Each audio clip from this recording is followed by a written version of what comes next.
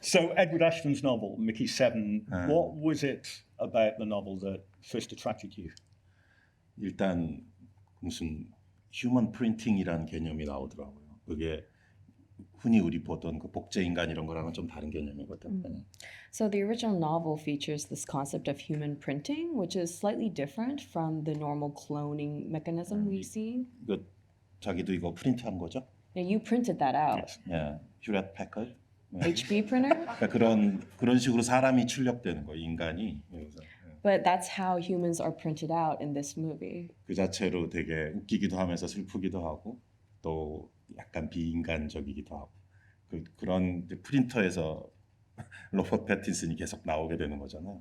그 자체에 되게 매혹됐죠. 그 컨셉트 자체. And that in itself is quite funny and sad at the same time. It's quite inhumane to think of a human printer, Robert Pattinson, getting constantly printed out of a printer. And so I was quite fascinated by that concept. 그럼 왜 프린트하냐는 거죠. 그 사람 계속 죽기 때문에 죽는 거 자체가 직업이에요. 죽을 법한 일을 계속 시키는 거거든요. 그래서 죽고 프린트되고 죽으면 또 리프린트되고 그런 되게 독특한 상황에 놓여 있는 주인공을 다루는 거죠. And so you ask, why does he get printed out? Because he constantly dies, and that's his job. He is sent out to do these fatal missions, and when he dies, he's printed and then die again and reprinted. And so he finds himself in this very unique predicament. In the original novel, he killed 7 times. The title is Mickey 7, but my movie is Mickey 17. So. You're a sadist, basically. 아니 내가 무슨 연쇄살인 영화를 찍으려고 한 건 아닌데 이게 직업이니까 잡이니까 좀 이게 또 열심히 일하고 또 이게 약간 루틴 같은 느낌도 있어야 되고 그래서. I mean, it's not that I wanted to create a serial killer movie, but it's his job to die, and having a job means you go through a repeated routine. So, thinking about your previous projects, you've written and directed a film that's inspired by real life events. You've adapted a graphic novel. Was there a new challenge in taking someone's conventional novel and adapting that for the screen? 그 각색이건 오리지널 아이디어로 쓰건 하여튼 시나리오 쓸 때 힘든 것은 마찬가지인 것 같은데요. Whether it's an adaptation or from an original idea, screenwriting is always tough. 이 미키 세븐틴이 8번째 영화인데 그동안 이제 5개는 저의 오리지널 아이디어였고 3번은 이제 원작을 각색했는데 대신 최초로 누가 저한테 오퍼한 그 원작을 갖고 한 경우예요. 미키가 최초죠. 그러니까 저한테는. So Mickey 17 is my 8th film, and of my 8, 5 were original stories and 3 were based on existing material. But this is the first time that the source material was offered to me. 그래서 그동안 그래픽 노블이나 소설이나 이런 것들이 저한테 꾸준히 제안이 왔었지만 항상 패싱했었거든요. 그래서 제 주변에 프로듀서나 저 에이전트도 계신데 제 에이전트도 당연히 패싱하겠지라 그러는데 갑자기 제가 이걸 하겠다고 하니까 다들 깜짝 놀라더라고요. There have been many graphic novels and also novels sent my way to adapt, but I always passed on those offers. And so, my producers and my agents that are here today, they just expected I would pass on this project as well, and were quite surprised when I took it on. 그만큼 매혹적이었어요. 이 소설이 갖고 있는 스토리와 컨셉과 특히 캐릭터가 미키 바운스라는 그 미키 캐릭터. But just the story and the concept, and especially the character of Mickey Barnes, were that captivating. I think we're going to keep coming back to the idea of character throughout all of your work because they're so fascinating. Another element of your work that I'll probably come back to a few more times is casting. We see Robert Pattinson and Naomi Ackie here. How does your casting process work? Do you have people in mind when you're actually writing the screenplay? 그렇죠. 쓰면서 미리 생각해 놓은 사람들이 있어요. 그래서 그런 사람들은 이제 저를 불안하게 하죠. 그런 배우들은 이렇게 생각하면서 점점 빠져들면서 쓰고 있는데 나중에 스크립트를 줬을 때 거절당하면 어떡하지라는 불안감이 있고요. 네.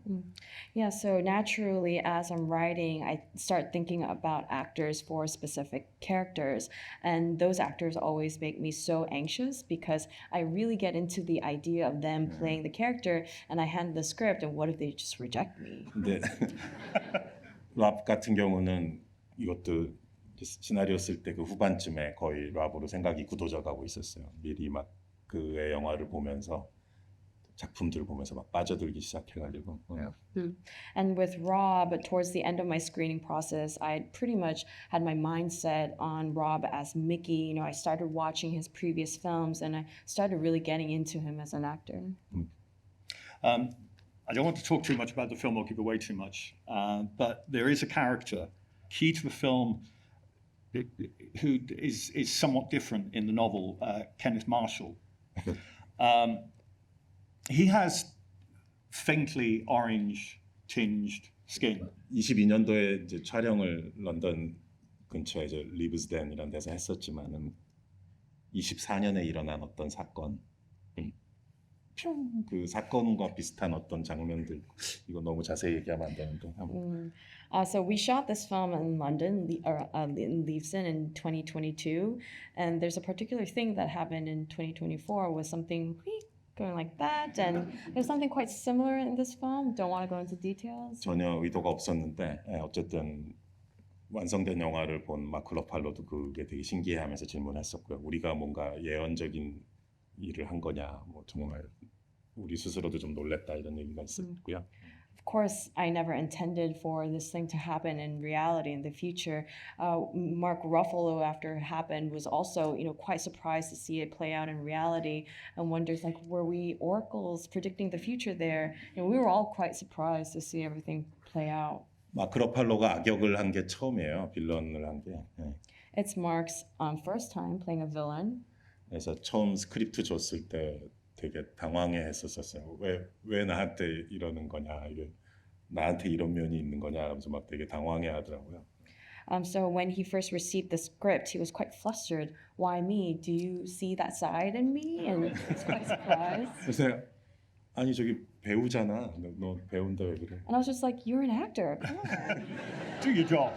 근데 마크가 이제 실질적으로 이제 좋은 액티비스트이기도 하고 뭐 NGO 활동도 열심히 하고 영화에서도 뭐 다크워터나 스포트라이트처럼 그 정의로운 또 불의에 맞서 싸우는 그런 역할 많이 했거든요. 그래갖고 좀 신기했나 봐요. 자기한테 그런 걸 제안한 게. But you know, Mark is an activist himself. He works with a lot of NGOs, and he's been in films like Spotlight and Dark Water, playing these righteous characters fighting social injustice. So he was quite surprised by the offer. But on set, he really enjoyed his role. And this is not personal at all. It's nothing to do with the fact that someone said on your winning the Best Film Academy Award that what Korean film? I would never watch a Korean film. Why did that film? No personal animosity there towards Trump. I just want to. 그렇게 째째한 사람은 I'm not that petty. No personal. I want to move on to your earlier films, but just staying with this a moment about the way that you write. Has the way that you write changed over the years? And how do you write? Do you have a sort of, when you're working on a screenplay, a regular number of hours every day that you commit to? When I was writing my first feature film, Barking Dogs Never Bite, very stupid black comedy, 그 고립된 장소에서 썼어요. 그 프로덕션이 그렇게 시켰어. 어디 바닷가에 가서 쓰라고. 거기 무슨 고립된 장소를 이렇게 오피스텔 같은 걸 하는데 뭐 자기네 회사의 감독들 다 거기 가서 많이 쓰게 한다고 글 보냈어요. 그래서 So with that film, I was quite isolated writing the script because the production company actually sent me there. They sent me, just go stay near the beach by yourself. They have this like isolated building next to the ocean, and apparently they send all their directors there to write. During 7 weeks, I wrote nothing. 잘 안 되더라고. It wasn't working. 막 뭘 쓰고 있는데 쓰다 보면 막 나한테 상처 줬던 사람들 리스트 뭐 이런 거 쓰고 있고. So I'd be writing, but I would end up writing like a list of people who ever hurt me, and 그 다음 날은 내가 상처 준 사람 리스트. then the next day I would write a list of people I hurt in my life. It was total nightmare, and it's very similar to some Baton Fink situation, something like that. 그래서 그 후로 완전 바꿨어요. 이런 작업이 도저히 안 된다는 걸 알고 나서 그 다음부터 되게 복잡한 도시에서 이제 카페테리아나 이제 커피숍에서 쓰기 시작한 거죠. 한 카페 이제 랩탑을 가지고 가면 한 2시간에서 3시간 정도 쓰고 그다음에 이제 옮겨요. 두 번째 카페를 또 중간에 바람도 쐬고 하면서 그래서 하루에 이제 카페테리아 한 3군데 정도, 2에서 3군데 정도 이동하면서 쓰는 거죠. 2시간씩 뭐 이렇게 3군데 정도. And afterwards, I completely changed my approach. I stay in a very busy city. I go to cafeterias, coffee shops, take my laptop. I stay in one coffee shop for 2-3 hours, go to the next one, get some fresh air, and the third one. And so I would just move coffee shop to coffee shop writing. 미키도 마찬가지였고요. 쓸 때. Mickey was the same as well. And you can still do that. 네. Wow. I'm surprised people would not walk past, recognize you, and that would be the day gone. 내가 그 조용한 카페를 이제 잘 찾아내서 이렇게 가는 거예요. 구석자리로. 그래서 이제 좀 슬픈 일이지만 이제 제가 시나리오를 썼던 카페가 이제 나중에 영화 개봉할 때쯤 돼서 다시 가보면 이제 문을 닫거나 없어진 경우가 막 조용한 카페라는 게 이제 뭘 뜻하겠어요. 장사가 잘 안 된다는 거잖아요. 그러니까. You know, I'm pretty good at finding very quiet coffee shops and I find a corner spot. But what's really sad is, you know, these cafes where I wrote the script, once I go back after film's released, they're closed because what does it mean that a cafe is empty? They have no business. And so they close shop.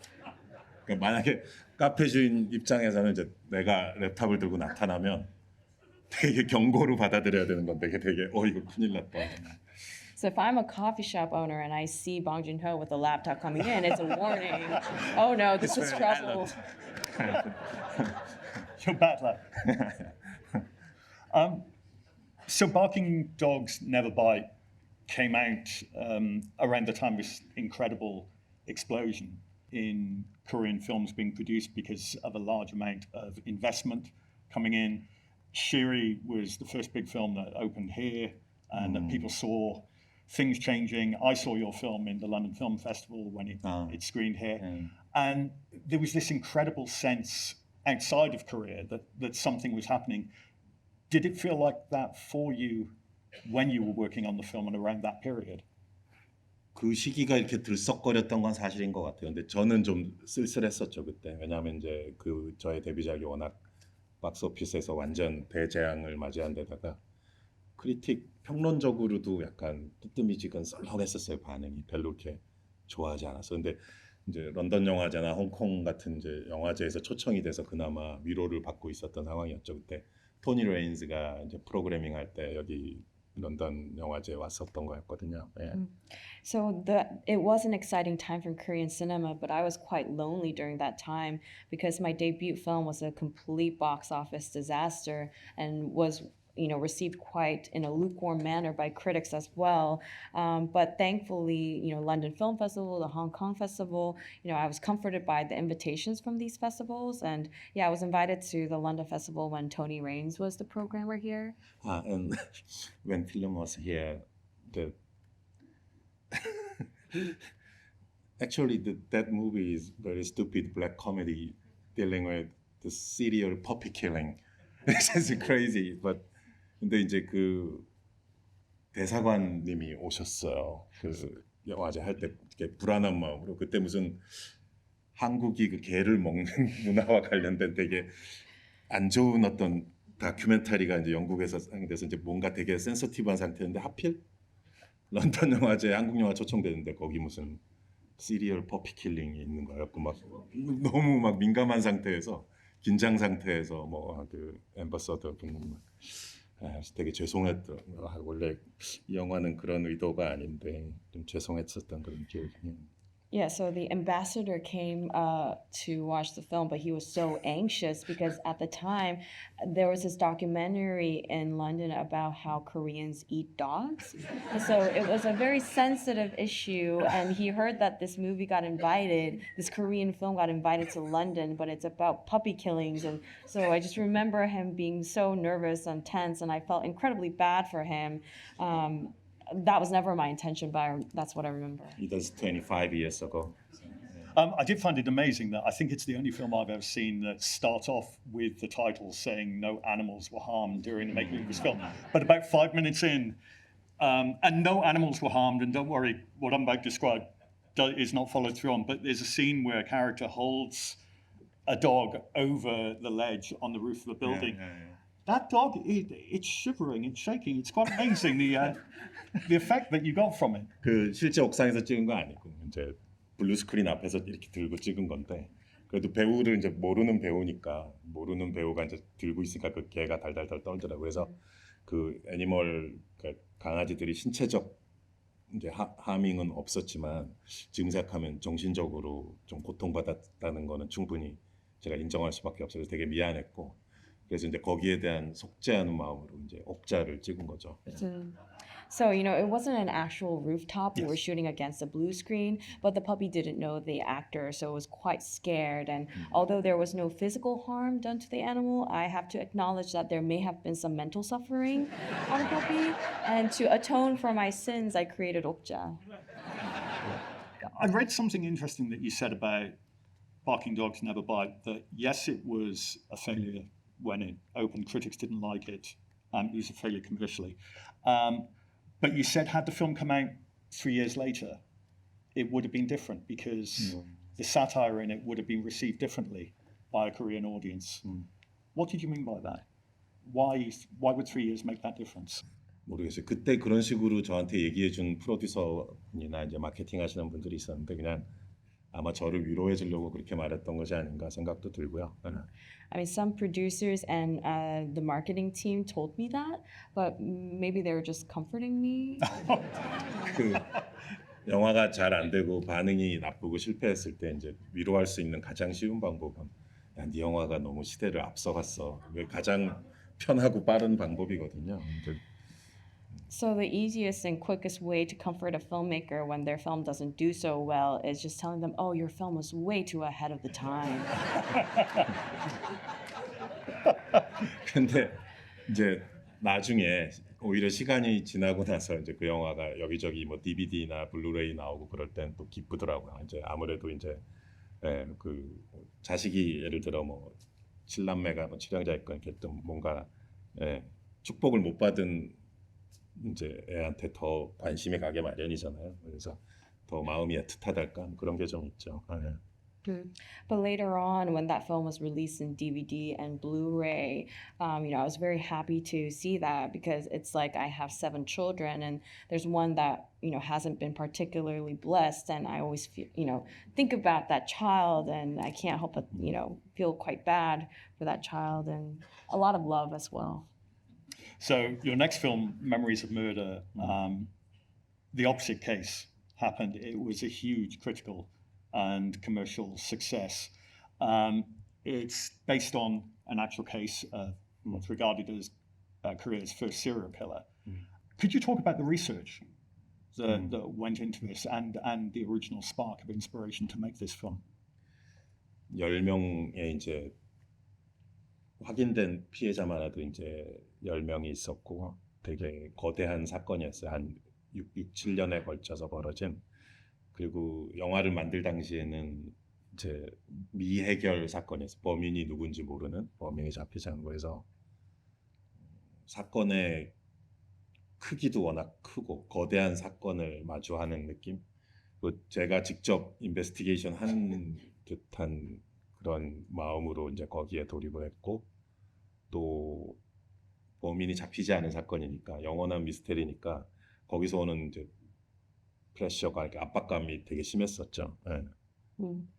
So, with that case, there were 10 confirmed victims, and it was a big case that happened across a span of 6, 7 years. And at the time when I made the film, the case was unsolved, and I went into it with the mindset of investigating this case myself. And because the killer hadn't been caught, it was a mystery that was unsolved. And so I felt a lot of pressure creating that story. 그래서 한 처음 6, 7개월 정도는 그 시나리오 작업을 스크린라이팅 시작을 못했어요. 이 사건의 실체를 내가 좀 알아야겠다. 이 사건에 대한 나의 관점이 이제 입장이 정리가 돼야 이제 스크립트의 첫 페이지를 쓸 수 있을 것 같아가지고 시간이 많이 걸렸어요. 6, 7개월간 한 페이지도 안 쓰고 계속 조사만 했었어요. 사람들 만나고 사건에 관련됐던 사람들 다 만나고 뭐 사건 관련됐던 형사, 뭐 사건 취재했던 기자들, 그 동네 사람들 등등등. 예. So for 6, 7 months, I couldn't actually get myself to start writing the script because I felt like I had to get to the bottom of this case and really confirm and form sort of my perspective and stance around these killings in order for me to start writing. So I really couldn't write a single page for all those months, just investigating and doing research and meeting, detectives, journalists, and people in the neighborhoods and people just who were involved with the killings. Yeah, but only one person I cannot arrange meeting a serial killer, murderer. 근데 정말 만나고 싶은 열망이 강했었어요. 그래서 어떻게 운 좋게라도 그 사람을 만나게 되면 제일 먼저 이거부터 질문해야지. 뭐 질문 리스트 같은 것도 막 주머니에 가지고 다니고 되게 집착하고 있었어요. 그때 강박적으로 되게 많이 빠져들고 있어가지고. And I really wanted to meet this person. I even carried a list of questions in my pocket just in case one day I run into him out of, pure coincidence. And I was quite obsessed with this man, this case. You know he. True J. Yeah. Yeah. So in 2019, someone who's 잡혔어요. already got in caught. prison for life admitted to the killing of 15 women. 그 아까 얘기한 연쇄살인이 96년도에 멈췄거든요. 근데 그 원래 사이코패스 살인마들이 자기 스스로 그걸 멈추지 못하는 경향이 있어요. 그렇기 때문에 이제 프로파일러들이 분석하기를 이 살인마가 아마 죽었거나 아니면 해외로 갔거나 뭐 이럴 가능성들을 막 얘기했었거든요. 근데 알고 보니 96년에 이 살인마가 다른 사건으로 본인의 이제 처제를 살해한, 그것도 끔찍한 사건인데 처제를 살해한 사건으로 그 잡혀가지고 그 단독범행 그걸로 잡혀서 교도소에 갔던 거예요. 그 후에.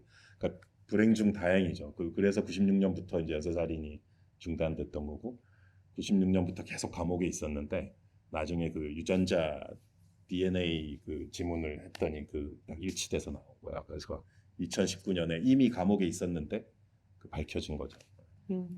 Those serial killings stopped in 1996, and usually they say that psychopaths, they can't stop murdering on their own. So profilers assume that, he was either dead or maybe he went abroad. But later it turned out that in 96, he went to prison for murdering his sister-in-law, and just with that one murder he went to prison, and that's why the killing stopped. And he's been in prison since, but in 2019 with like new DNA technology they were able to identify him as the killer of the killings of all those times before. Actually, during the research, the Mr. Rains, Tony Rains, gave me the book. Alan Moore From Hell. Yeah. It's the story about the Jack the Ripper case. 여기 런던에서 벌어진 사건 아니야? 그 화이트채플에서. The murders that happened in London and Whitechapel. 아까 그래서 그때 그 2000년도에 런던 영화제 했을 때 그 잭 더 리퍼 투어도 제가 가고 했었어요. 화이트채플 주변에서 하는. 그래서.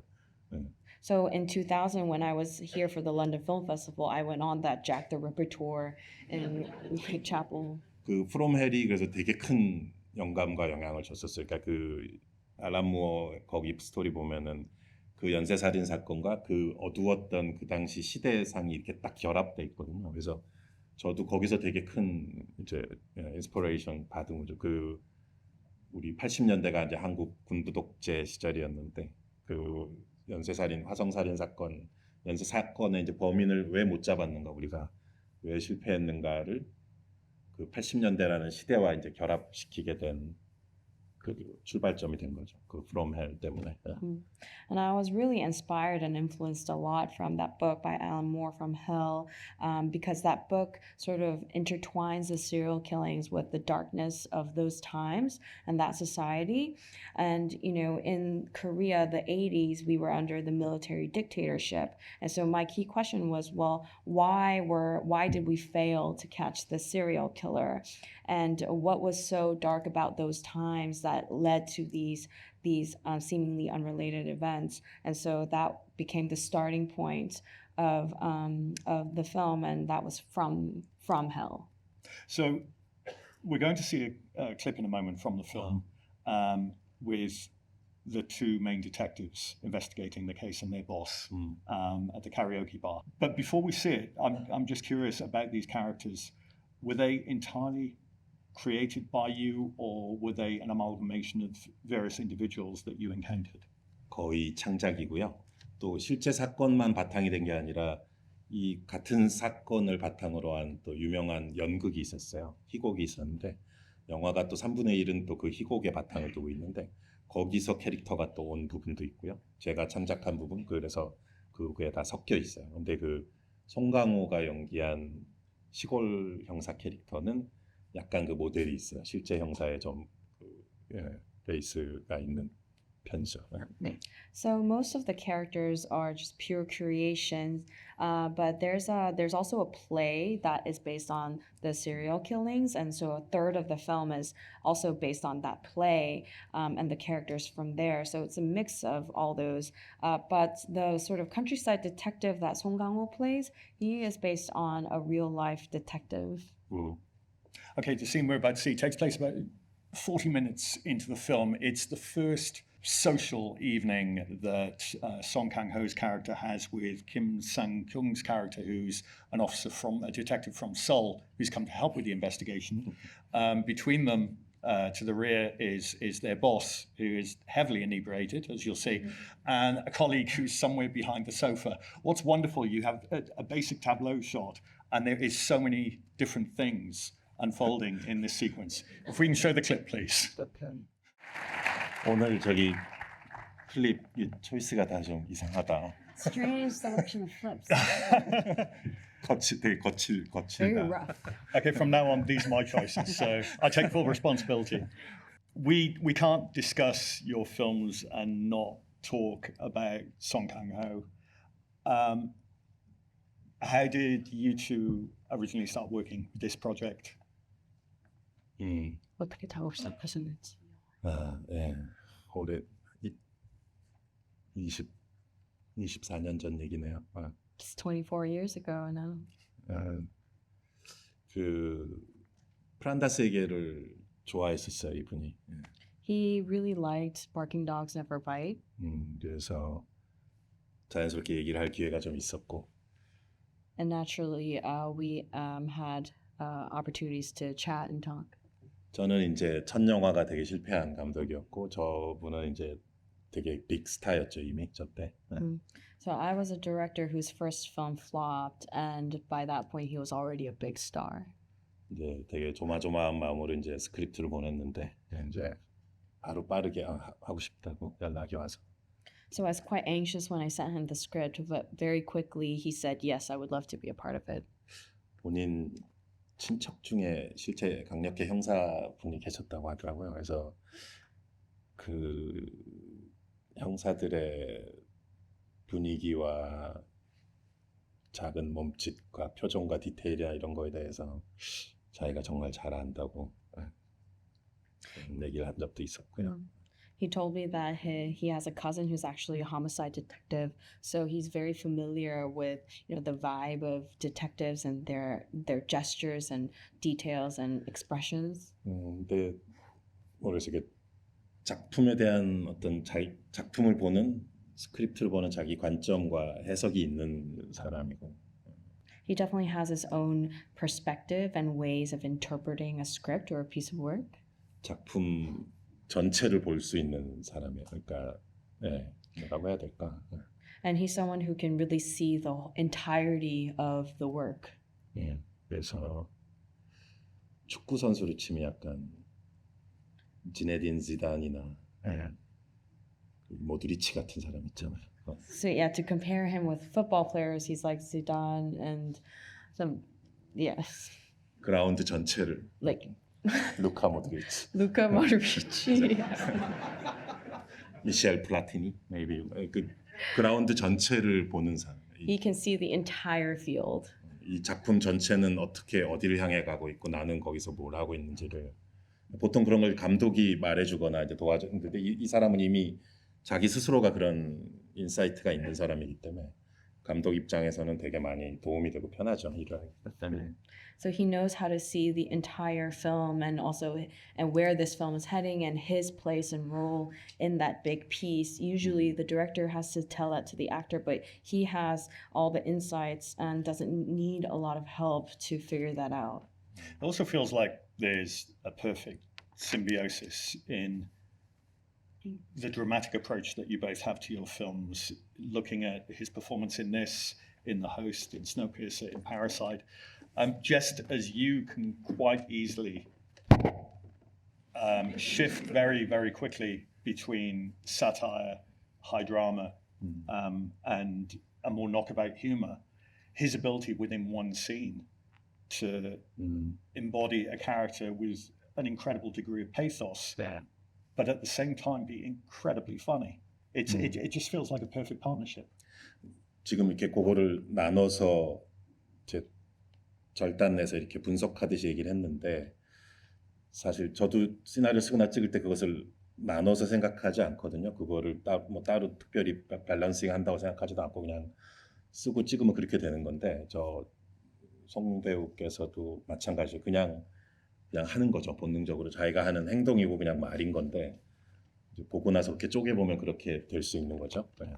So all those, elements that you listed, you can divide it into those separate elements and analyze it that way. But when I'm actually writing the script, I don't really see them in those separate elements. I don't really think about how to balance these different parts. I just shoot the film and realize that, oh, that's what it is. And I think it's the same with Song Kang-ho. He just does it. He just says and acts based on his instincts. And then later in hindsight, you see that it's a mixture of all these different things. 제 입장에서는 오히려 하나의 톤이나 하나의 레이어로만 영화가 쭉 지속돼야 된다면은 그게 오히려 저한테는 되게 힘들 것 같아요. 그렇게 하기가. I think for me, it would actually be harder to maintain one singular tone and one layer throughout the entire film. Yeah, it's interesting thinking about a scene from The Host, which I'm sure many of you will have seen. It's the mourning scene with following the deaths of the people earlier in the film, the funeral sequence, which is played as a knockabout slapstick scene. And I remember, I think it was Billy Wilder who was talking about Ernst Lubitsch. He said he didn't intentionally write comedy scenes. He could write comic lines, but he didn't write comedy scenes all the time. He wrote scenes that worked as comedy. It's just in the sense that watching that scene, it could be one way that funeral scene could be played is incredibly tragic. It just happens to play comedy, and I'm just wondering, is that the case? You don't sit down and say, I'm now going to write an incredibly funny scene. It's this scene works within the narrative this particular way. 네, 그냥 대혼란을 전을 찍은 거예요. 엉망진창, 토탈 메스, 뭐 여기 영어 쓰시는 분도 그렇게 표현하는데 그 엉망진창 상태를 정말 생생하게 찍은 거죠. 그러니까 그게 되게 찍으면 웃길 수밖에 없어요. 인간들이 엉켜 있는 그 엉망진창 모습이. 근데 이렇게 한 발 떨어져서 보면 약간 슬프기도 하고요. 그러니까 이미 그렇게 복합적으로 이제 뒤섞여 있고 또 한국에선 또 그게 되게 한국적인 리얼리티이기도 하고 실제 그래요. 보면 그 느낌들이 또. I was just trying to shoot mass chaos. Like it's a total mess. That's what happens in that scene. And I just wanted that to seem as messy and chaotic and real as possible. And in that sense, it's inevitably funny because you have all these humans tangled up together. But if you take a step aside, it also looks quite sad. And so it's always a mixture of these emotions, but it's also, quite realistic. Korean funerals are quite like that, actually. 늘 그런 건 아니야. Not all the time, but 인원이 많고 이제 그런 복잡한 우리가 소위 말하는 합동 분향소라고 하는데 이제 그 예기치 못한 재앙이 터졌을 때 이제 그런 합동 분향소를 꾸리게 되는 경우가 많이 있어요. 근데 사실 되게 혼란스럽거든요. 아수라장이 되는 경우도 많고 슬프면서 또 우스꽝스럽고 부조리하다 그런 느낌인데 참 말로 설명하기가 쉽지가 않네. so usually you find that sort of absurdity when a lot of people are there. It's quite a complicated place, and we have these sort of joint memorial spots, especially when national disasters happen, and it's quite chaotic because there's so many people there, and it's sad, tragic, and also quite funny and absurd and ridiculous, and so it's quite hard to sort of pinpoint what it is. But 어쨌든 확실한 거는 전화 배우들이나 그런 걸 찍을 때 여기서 관객들을 웃겨야 된다. 뭐 이런 식의 목표나 그런 거 의식하는 건 전혀 없어. 그냥 실제처럼만 찍는 거죠. But what is, certain is the actors and we never intended to make the audience laugh. That wasn't our goal. We weren't even conscious of it either. We just tried to stay close to reality as possible. What your films do constantly is elicit a reaction from the audience, and I think a lot of that has to do with is an incredible tactility to the way that you make your films. A good example that happens through many of them is the way that you use rain. And particularly Memories of Murder, it's not just rain, it's mud. It's almost like a character in the film, how it impedes investigations. And obviously we take it to the extreme in Parasite when we have the flood of the apartment. I'm just wondering, particularly that element, it plays an incredible role throughout your work. Why? What is it that draws you to scenes with heavy rain? 그 실제 육체적으로 촉각이 느껴지는 그런 느낌이 화면에서 나오면 좋잖아요. 물이 가장 그런 불 뭐 여러 가지가 있겠지만 특히 비는 그렇죠. 우리 몸을 직접적으로 적시니까. 예. It's always great when you see something on screen and it feels tangible, and that's always the case with water because water literally interacts with your body and wets your body. 네, 사실상 그 연쇄살인의 처음 3개인가 4개 사건이 실제 비 오는 날 벌어졌었어요. 그래서 그거는 실제 사건에서도 그런 온 부분이 있고요. But with Memories of Murder, the serial killings, the first 3 or 4 actually did happen on rainy days, so that was just based on reality. 근데 저의 또 영화적인 욕심이 있죠. 뭐 세븐 사무라이에 나온 것 같은 그런 비씬을 찍고 싶은 감독들이 또 그런 욕망이 있으니까. But it's also part of my sort of cinematic ambitions. I think all directors desire to film a scene like the rain sequence in Seven Samurai. 비씬의 끝장판을 보여주겠어. 뭐 이런 거 있잖아. 약간 유치한 욕심인데. It's kind of a childish desire, but yeah, this is going to be like the best rain sequence of all time. This is actually the only opportunity I get to ask a question like this. If I ask a British director, they just say, well, it kind of just does all the time anyway. So. 그래서 영국 영화 중에 뭐가 있어요? 그렇게 꼽을 만한 게? So what are some of the best rain sequences of British cinema? 그냥 물어본 거야. Legit question. Please let me. I'll come back to you. There's a film called It Always Rains on Sunday. Actually, let's stay with Water, The Host. We're going to see a clip from hands up, how many people have seen The Host? Wow. Okay, a lot, so I won't go into too much detail. This is close for beginning. The monster creature has just appeared on land, coming out of a Han River. People are running everywhere, and Song Kang-ho's daughter in the film has been watching her aunt in an archery competition on television in the hut. That's the little business that they own by the side of a Han River. She's despondent because the aunt lost. She steps outside, has no idea what's going on in the environment around her. If we can see the clip, please. I love that scene. The use of sound in that sequence is absolutely wonderful. And also the switcheroo with the two girls, I think is something that Alfred Hitchcock would be really proud of. 네, 오인되거나 오해되거나 이상한 실수 이런 것들. 좋아하는 것 같아요. 영화 찍을 때 제가 항상. 네. I think when I make films, I always love misunderstandings and strange mistakes that come from strange mishaps and understandings. 돌이킬 수 없는 여기처럼.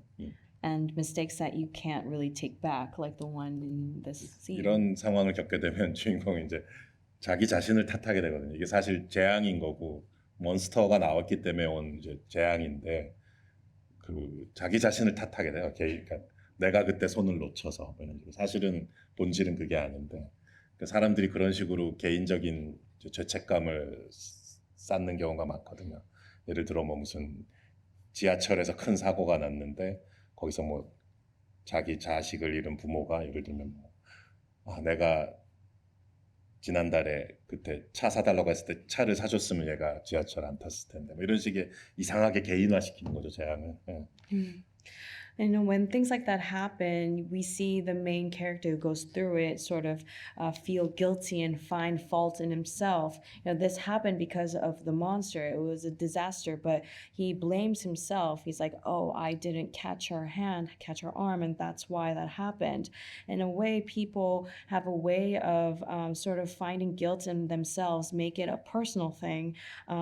You know, you have these like big subway disasters that happen, and you know the parents of the children who died, they would be like, oh, you know, they asked me to buy them a car last month, I should have bought them the car. And there's a way in which people personalize disasters and blame themselves for these systematic things that happen.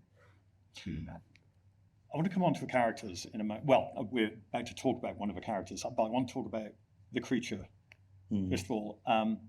One of the pleasures of watching this film is, for the first time in a very long time, I'd seen a creature unlike anything I'd ever seen on the screen before. It felt like creatures are either anthropomorphized or they look like a variation on the creature from Alien or something like that. And suddenly you have something that just looks so odd.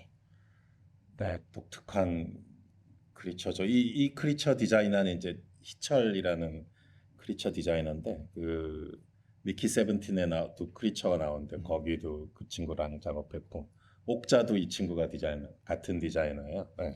Yeah, it's a very unique creature, and it's actually designed by Hichar, who designed the creatures of Mickey 17 and also Okja. It's the same guy.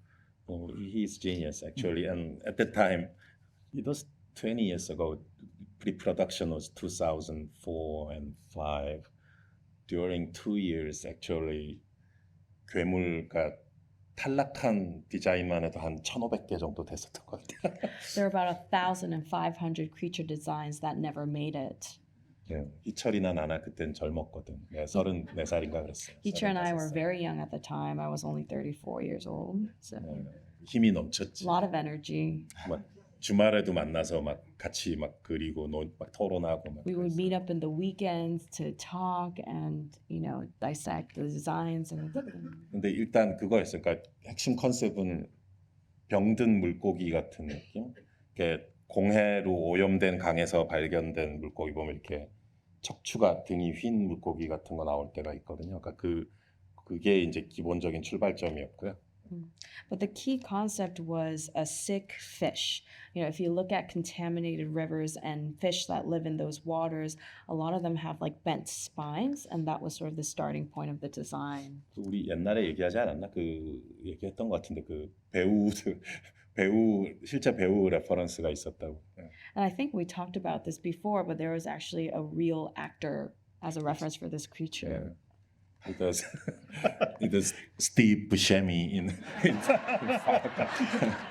특히 그 파고에서 그 장인어른 아니 그 누구야 총 맞아갖고 여기 피가 팍 나고 막 그 티슈를 여기 붙이면서 막 신경질을 내는 장면이 있어요. 스티브 부셰미가 그 이미지 그 스티브 부셰미 사진을 많이 사무실 벽에 붙여놓고 그 디자이너가 막 이렇게 하고 그랬어요. Yeah, especially in Fargo when he gets shot and he has a bloody tissue on his face as he gets sort of hysteric. We had a lot of photos of Steve Buscemi in the office as we were designing the creature.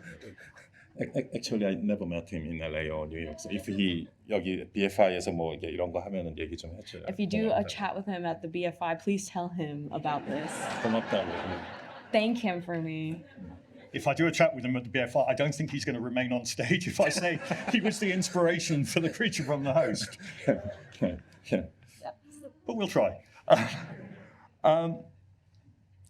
One critic, one Korean critic, I believe, said that this is the first great attack on American imperialism to come out of Korean film. At the same time, you can watch this film and be reminded of the 1950s sci-fi movies with kind of a mad scientist pouring chemicals into the water. Just wondering about your response to the way that this was seen as a satirical attack on the US. 이런 뭐 몬스터 장르나 뭐 사이파이의 또 오랜 전통 같은 거이기도 하잖아요. 되게 너무 쉽고 너무 노골적인 이제 정치적인 풍자 같은 거 들어가는 거 있잖아요. 예. You know, it's a tradition in the monster genre and sci-fi as well, where it's a pretty easy and blatant political satire. 예를 들면 뭐 외계인이 무슨 소비에트를 상징한다거나 뭐 이런 거 있잖아요. 막 무슨 Kind of like how, you know, aliens sort of stand in for the Soviet Union. 그런 식의 이제 되게 직접적인 건데 그 아까 얘기한 이제 미친 과학자가 뭐 이렇게 뭐 무슨 독극물을 어디 뭐 방류했는데 하수구에서 뭐 거대한 악어가 나오고 이런 뭐 그런 실제 그런 영화도 있었는데 엘리게이터라고. 근데 그 당시에 2000년도에 한국에 실제 사건이 있었어요. 미군 군무원 그러니까 의사라고 그냥 표현하는 게 나을 것 같아요. 미군 부대에서 일하던 의사가 포름알데하이드 그 독극물을 한강에 방류하게끔 지시한 사건이 있었어요. 그래서 그게 환경단체에서 뭐 고발을 하고 한번 난리가 난 적이 한번 있었어요. 맥팔랜드 케이스라는 건데. 예. So yeah, it lends itself to these quite direct allegories. And there was also this film called The Alligator, where that mad scientist pours poison into the sewers, and a giant alligator is born out of it. But in the 2000s, there was an actual case where a U.S. military doctor gave orders to pour formaldehyde into the Han River, and it became a big controversy, and a lot of environmental organizations exposed it, and it was called the McFarland case. 그게 뉴스에서는 되게 이제 심각한 뉴스로 나오는데 저는 그게 자꾸 약간 사이파이 영화 오프닝처럼 느껴지는 거야. 이게 되게 현실적인 사건인데 동시에 되게 장르적인 약간 코믹한 장르적인 그런 오프닝처럼 느껴졌단 말이죠. 그래서 영화의 오프닝을 그렇게 하다 보니까 자연스럽게 미국에 대한 정치적 풍자가 많이 들어가게 됐죠. And it was dealt quite seriously on the news, but I just kept feeling like I was watching the opening of a sci-fi film, watching those news broadcasts. So it felt very realistic and serious, but also quite genre and comical at the same time. And that's why I ended up creating this opening of the U.S. Doctor, and that may seem like, you know, a comment on the U.S. 그리고 이제 프로덕션에 이제 미국 스태프들이 되게 많았었어요. 우리 그 컴퓨터 그래픽 그 VFX 회사가 미국 회사랑 일을 했었거든요. 그래서 그 미국 아티스트들이랑 같이 뭐 스크립트 보면서 같이 낄낄낄 웃으면서 뭐 이렇게 즐겁게 작업했어요. 예. And we actually had a lot of American crew members in the production because we worked with an American VFX company, and you know, so the American artists and we would kind of chat over the script and laugh at what was happening, and we had a great time making this film. Looking back on this film now, also seeing it in line with Snowpiercer and Okja, they add up to this environmental trilogy. But also they're pretty caustic attacks on capitalism, unfettered capitalism generally. And aside of the fact that you have characters in there who have great empathy, and you can sympathize with a number of the characters. And although the films are exhilarating to watch, they're pretty bleak portraits of humanity. 꼭 그렇지만은 않지. Not all the time, Not all the time. 미키는 특히 안 그래요. especially not Mickey 17. 나도, No, not Mickey 17. No, just those three films. Thinking about 나도 those. 이제 늙어가지고 I'm old now. I'm getting old. 좋은 것들이 많이 보여요. I see so many good things in the world. 되게 포지티브해졌어 사람이. I've become very positive and stuffy. 아니 근데 그 자본주의 패러사이트도 그러니까 기생충도 그렇지만은 그냥 일상적으로 자본주의의 생활을 하고 있잖아요. 매일같이 하루하루. 뭐 거기서 벗어날 수 있는 방법은 사실상 없고 그 사회주의나 이제 공산주의 그권이 이미 80년대 말 90년도 초에 다 붕괴돼 버렸고 그다음에 일종의 그런 이데올로기적인 진공 상태가 돼 버렸는데 그냥 오히려 우리가 어떤 스토리를 또는 어떤 인물을 다루건 사실은 한 레이어만 파고 내려가면 바로 그 자본주의나 시스템 문제가 있는 거예요, 사실은. 그걸 좀 건드리느냐 마느냐 아니면 깊게 파고 들어가느냐 아니면은 살짝만 파내느냐의 차이인 거지. 예. Mm.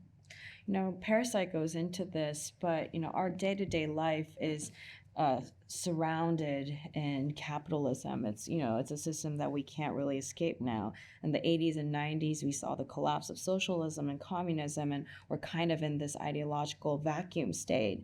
And so, in that sense, no matter what the story is, or no matter who it's about, if you just go one layer below, you end up touching upon capitalism and the capitalist system. The only question is, do you really dig deep into that layer, or do you just kind of graze it and let it go?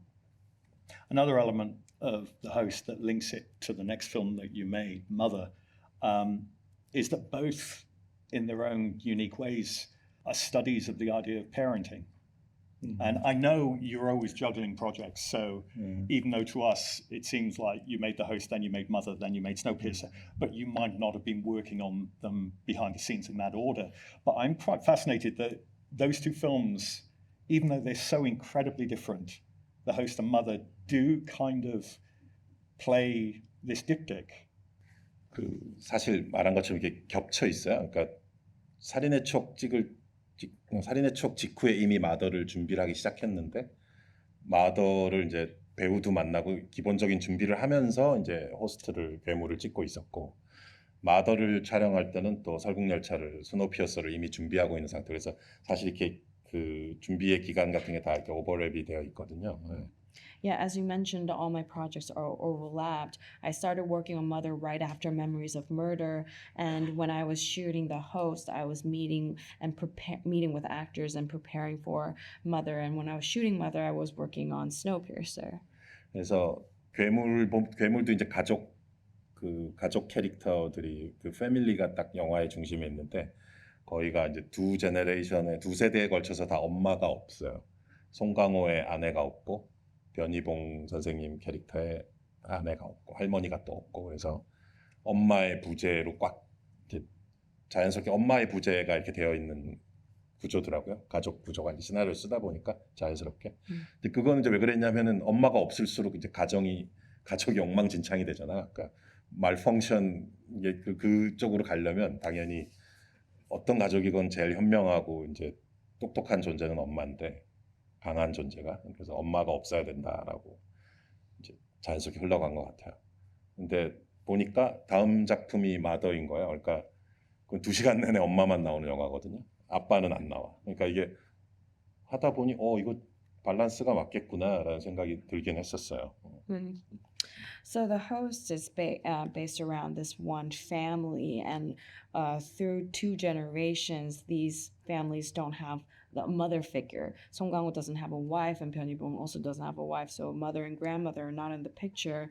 And you know, it's because, you know, not having a maternal figure means that the family is a mess. And sort of to depict a dysfunctional family, I decided the best way would be to take out the usually most wise and smart figure, which is the mother.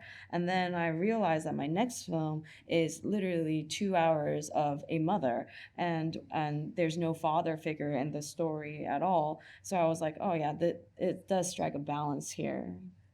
So we're going to see a clip from Mother now, and I thought we'd actually go for the opening, the very opening of the film. One of the pleasures of watching your films is that I never know where you're going to take me. And watching this opening sequence of Mother, I just remember being sat in the cinema thinking, what the hell is this? If we can see the clip, please. Thanks. One of my favorite scenes in the movie is the opening 2.5 minutes of Rear Window, Hitchcock's film, because without dialogue, we find out pretty much everything we need to know about James Stewart's character from everything that's going on around him. And it struck me as I was watching the film, you've told me so much about this character, of what she's like, of the outward projection of her inner psyche, of her decision to live her life by her rules. Could you talk about the creation of the character and also how that changed when this extraordinary actor came on board to play her? 이분이 사실 한국에서는 되게 아이코닉한 되게 상징적인 아직까지도 1970년대부터 지금까지 거의 한 4, 50년 세월을 그 국민 엄마가 또 되게 아이코닉한 그런 존재로 즉 계신 분이거든요. 네. So she's actually a very iconic and symbolic figure in Korean popular culture from the 70s to now. For 4, 5 decades, she's kind of been the nation's mother. 그래서 따뜻한 엄마, 의지하고 싶은 엄마, 마음의 고향 같은 그런 되게 상징적인 분이신데 저도 참 정신적으로 문제가 많은 거죠. 그런 분을 굳이 또 모셔서 이렇게 손에 피를 묻히게끔. 예. 근데 본인 되게 흥분하고 좋아하셨어요. 이런 역할 정말 해보고 싶었다. 네. Yeah, so she's always this like very warm maternal figure that you can rely on and kind of where your heart calls homeland. And, I guess I have a bunch of mental issues. I just had to take her and get her hands bloody. But, she was like very excited when this role came along and she was very happy to take on this exceptional role. 방금 댄싱이 그러니까 춤이 딱 끝나고 나면 이렇게 조용하게 바람이 불고 이렇게 손을 옷에 이렇게 넣잖아요. 딱 넣는 장면인데 그게 뭐랄까 손 자체가 이제 피 묻은 손의 느낌으로 저는 생각한 거고 죄를 감추는 사람 그러니까 이제 전체 스토리가 이제 그 얘기가 되는 것인데. 예. After the dancing sequence, she quietly puts her hand inside her jacket when the wind is blowing. And to me, that hand is sort of like the bloody hand, sort of what represents her sins and what she wants to hide, which is kind of what the film ends up being about. 그리고 이 사람은 외로운 사람이다. 혼자잖아요. 넓은 덜판에 혼자 있는 이미지도 중요했고. And she's a very lonely figure. It was very important that it felt like she was completely on her own in this vast field. 그리고 이 여인은 미쳤다는 미쳤다는 걸 그냥 선언하고 시작하는 거예요. 이 춤을 맞추는. And also it shows you that this woman is crazy. It just announces that this film is about this crazy woman from the get-go. 근데 실제 촬영할 때 되게 좀 자기 대낮에 이렇게 스태프들 앞에서 자기 혼자 춤추기 너무 창피하다고. 저랑 프로듀서 같이 춤을 춰라 된다고 그러신 거야. 그래서 이 메이킹 오브를 메이킹 다큐멘터리 보면은 이제 저랑 저보다도 더 몸집이 큰 프로듀서가 막 춤을 추고 있어요. 카메라 뒤에서 같이 김혜자 선생님하고. But when we were actually shooting that scene, it was under broad daylight and she felt quite awkward just dancing by herself. So she had me and our producer dance along with her. So if you watch the making of documentary, you see me and my producer, who's quite a big man, just dancing behind the camera. Not so beautiful. Just thinking back to how you were talking about Mickey 17 at the start of his talk, it's so fascinating that you immediately go to the character of Mickey 17 and go into detail about talking about who Mickey Barnes is. Yeah. Again, it's about the writing process, but also then how you work with the actors in the directing. Do you begin with a character with your original work? Is it the idea about a character that you have that then perhaps becomes an instant that they commit or an event they're involved in, and then it expands from there?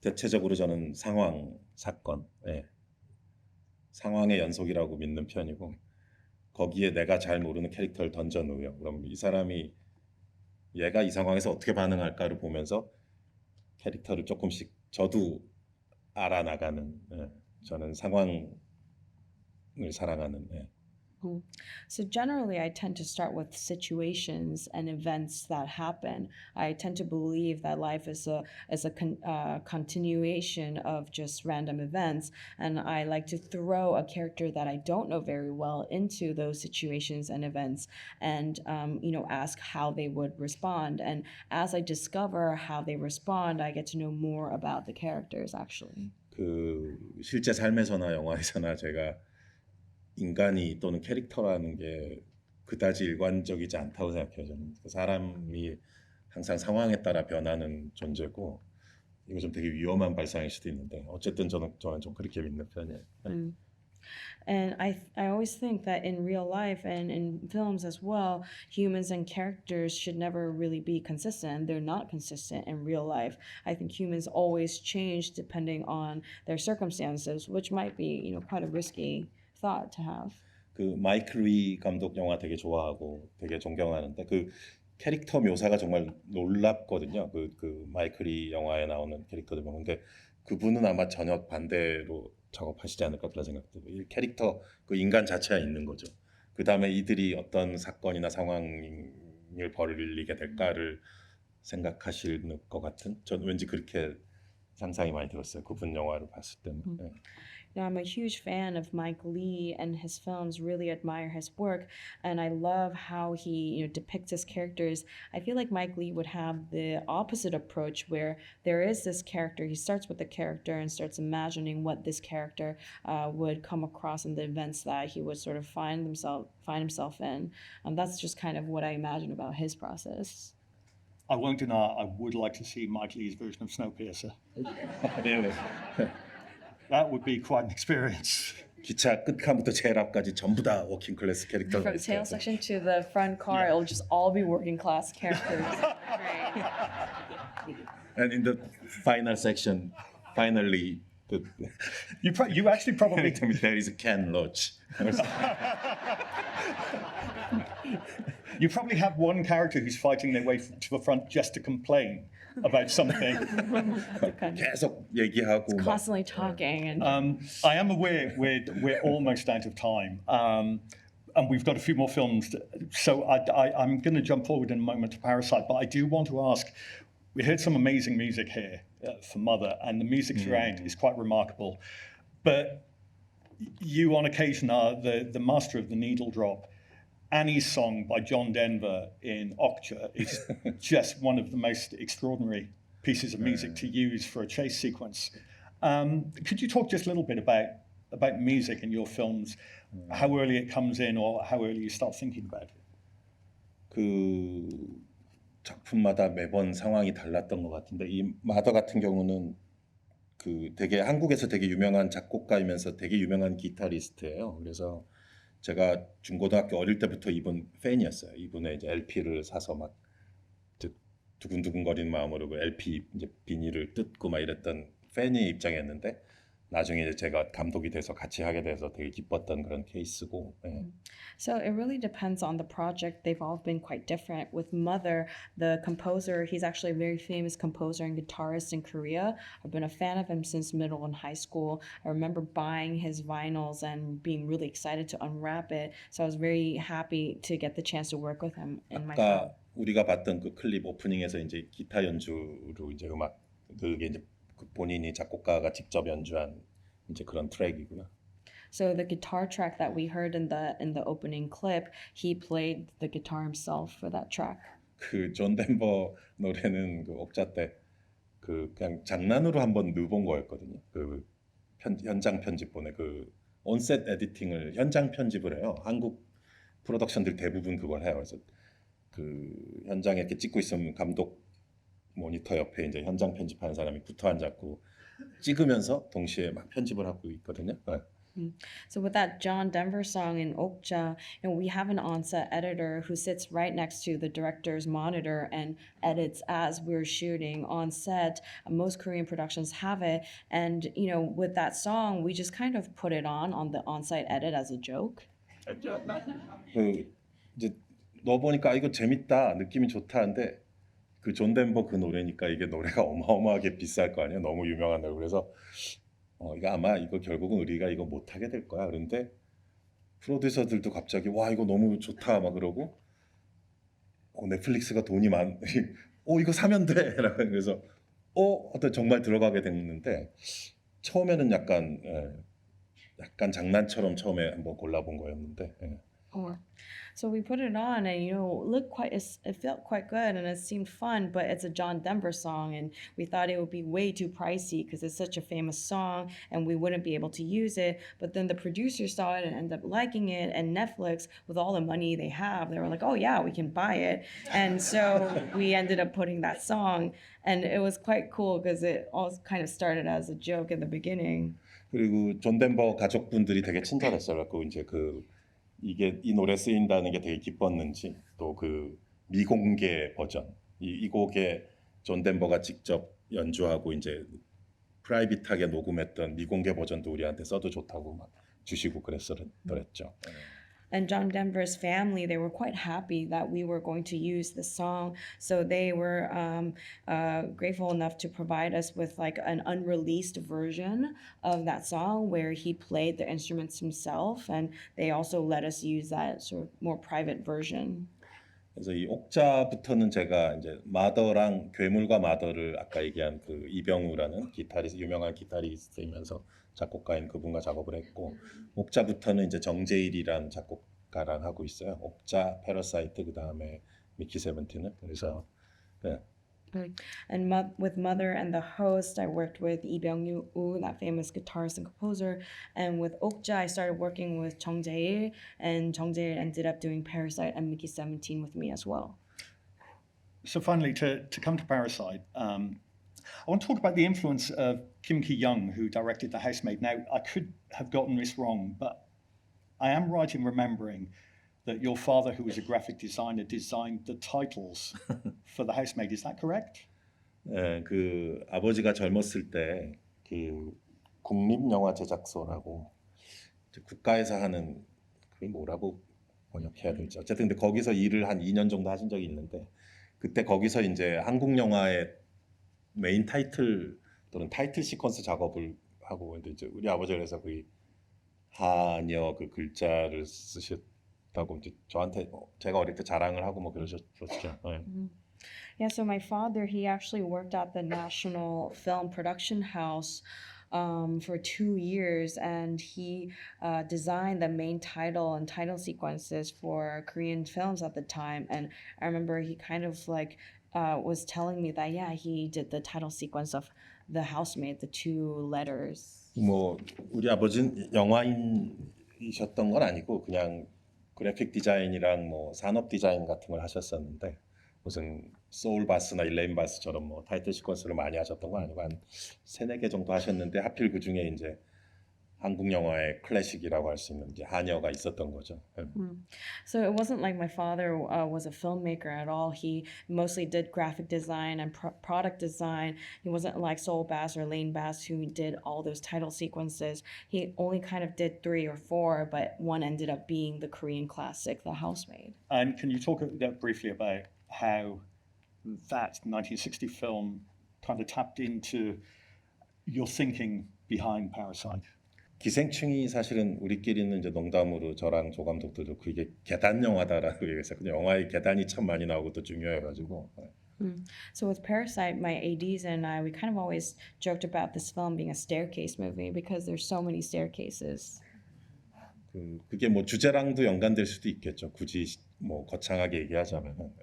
And to make a grand statement, it's also quite directly tied to the theme of the film. 계급이나 뭐 계층에 관한 얘기니까는.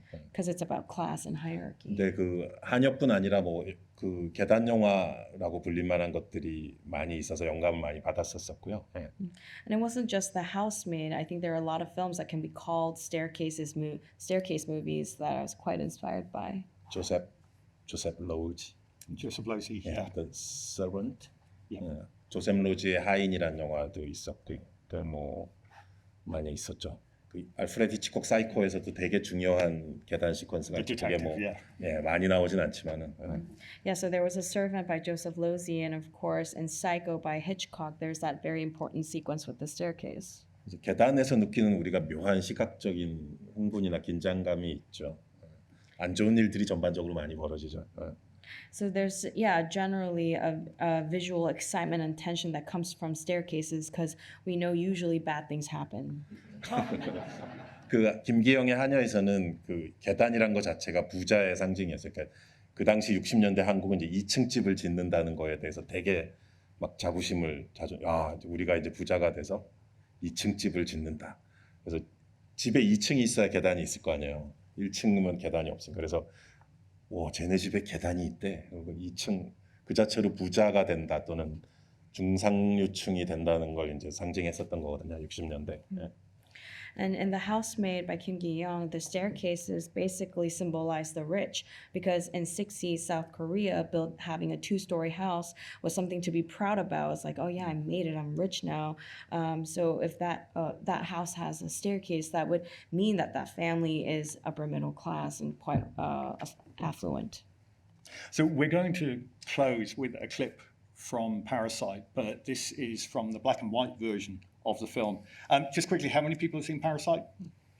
I don't have to explain what's going on, but this is the moment where every main character in the film converges on this beautiful apartment. So you're going to see it unfold. But just before we end with the clip, in the retrospective, we're showing both versions, the color version and the black and white version of Parasite. We're also showing the black and white version of Mother. Could you just say briefly why black and white? What's the fascination of doing this? 최고의 이렇게 비신을 찍고 싶은 것처럼 또 아름다운 흑백 영화를 가지고 싶은 그런 또 욕심이 있잖아요. 또 우리 시네필로서. You know, 그렇지 않나? as a cinephile, you have the desire, kind of like wanting to shoot the best rain sequence. You want to have a beautiful black and white film under your belt. 불행히도 컬러의 시대에 태어나는 바람에 흑백을 못 찍었지만 사실 얼마나 흑백만의 아름다움이 있잖아요. Unfortunately, I was born in the color age, so I was never able to shoot a film in black and white. But there's a distinct beauty of black and white. 뭐 films. 르누아르 영화나 무슨 뭐 구로사와 초창기 영화나 아니면은 뭐 너무 많잖아요. 뭐 펠리니 그들이 흑백 시절의 영화를 볼 때 그것만의 아름다움이 있는데 다행히도 이제 그 프로듀서나 파이낸서들이 흑백으로 영화를 하겠다고 하면 그렇게 좋아하지는 않지만 다행히 이제 완성되고 이미 개봉한 영화를 디지털 작업으로 흑백으로 돌리는 건 그건 뭐 되게 큰 비용이 들지도 않고 그렇게까지 힘든 작업이 아니기 때문에 저나 이제 촬영 감독이 그 작업을 되게 하고 싶어 해요. 흑백에 대한 욕심이 있어서 그래서 이제 알렉스 홍경표라는 이제 또 촬영 감독과 제가 이제 마더부터 쭉 같이 작업을 했는데 마더랑 기생충을 흑백으로 만들어 본 거죠. 이제 후에 포스트 작업으로 이렇게. Yeah, if you think about films by Renoir, early films of Kurosawa and Fellini, the black and white films are so beautiful.